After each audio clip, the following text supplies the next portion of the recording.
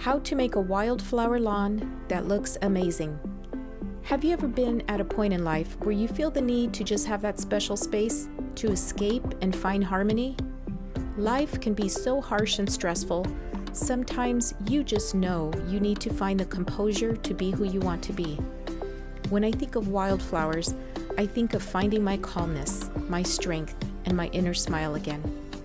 Welcome to Plant Life. What if I told you that you could make your own wildflower lawn? Wildflowers got its name for flowers that grow in the wild, meaning they were not seeded or planted. They just decided to exist. Is it possible to make your wildflower lawn look unintentional and random like that? Imagine your work can attract pollinators like butterflies and bees. There is nothing like sitting in your yard and having a hummingbird and its little motor come close and spend a sweet magical moment with you. Let's see what steps are needed to achieve your little piece of paradise. First thing to know is that wildflowers are awesomely wild, but they're not very competitive in the game of survival. Think about the game rock, paper, scissors. In the wildflower scenario, the wildflower is usually not aggressive enough to fight back for the use of the soil. Grass on your lawn is too much competition, and of course so are the weeds. So, you will need to remove existing vegetation before seeding. There are different methods to remove the grass depending on the size of your yard. First, there's the old-fashioned hard work, shovel to remove the top layer. The point is to remove the vegetation but still keep the organic matter intact, so you need to remember not to disturb too much of the soil. Another quicker and effective method to remove the grass is to use a sod cutter. The benefits of a sod cutter is to remove the surface layer of the lawn, slice the grass into strips, and just roll up the strips. Make sure to keep the strip pieces as compost over your soil to protect the organic material. Another method to remove the grass is to restrict it from all sunlight. What you would do is get a plastic tarp or covering, smother the grass to deprive the grass and the weeds of the light they need to photosynthesize. This process takes 2 to 3 months. Once you eradicate the grass and weeds, you just rake it away. In this method, tilling is also recommended to get those deep-rooted weeds and grasses. And before you get any bright ideas, you don't want to use any chemical or herbicide products to remove the grass.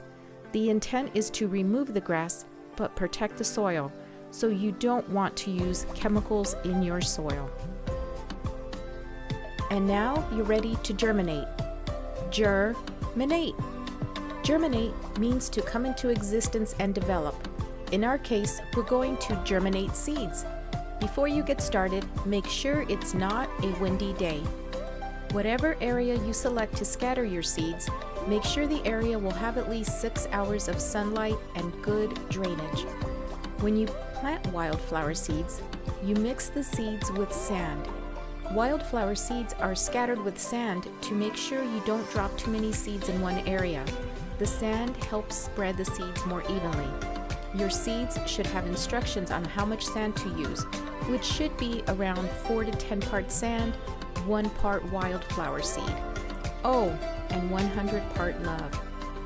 Once you scatter your seeds, you don't want to rake over or bury your seeds. You'll want to compress the seeds. Wildflower seeds need lots of water and sunlight to begin the germination process. Wait, did you say compress? What does that mean? How do you compress the seeds? You simply press the seeds into the soil with your feet. You can use a cardboard and walk on the cardboard, or if you have a large area, you can use a seed roller. The intention is not to bury the seeds, just need to have good seed to soil contact. Basically, press the seeds in, don't bury them. This will help the seed stay close to the top of the soil to get the sunlight it needs to germinate. Keep the soil moist. Drier climates may need to water the seeds a few times a day, depending on your area. Make sure not to create large water puddles because it will just wash the seeds away. Once your seeds grow to 1 to 2 inches tall, you can reduce the amount of watering.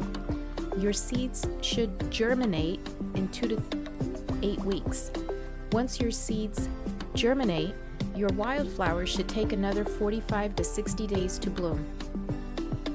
Once you get through the work, you and your loved ones can sit back and enjoy.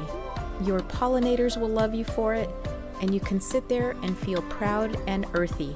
It's so inspiring to do something amazing for yourself, and in turn, you can share it with others. You become so empowered by creating something beautiful out of difficult times. If there is one thing I've learned in life, out of difficulties grow miracles. Thank you for joining us at Plant Life. For those with a green thumb, growing one seed at a time.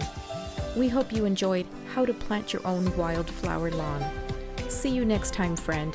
Be kind, and we hope you enjoyed our video and had some smiles. Oh, and if you can, please subscribe. I've heard it makes the heart get better.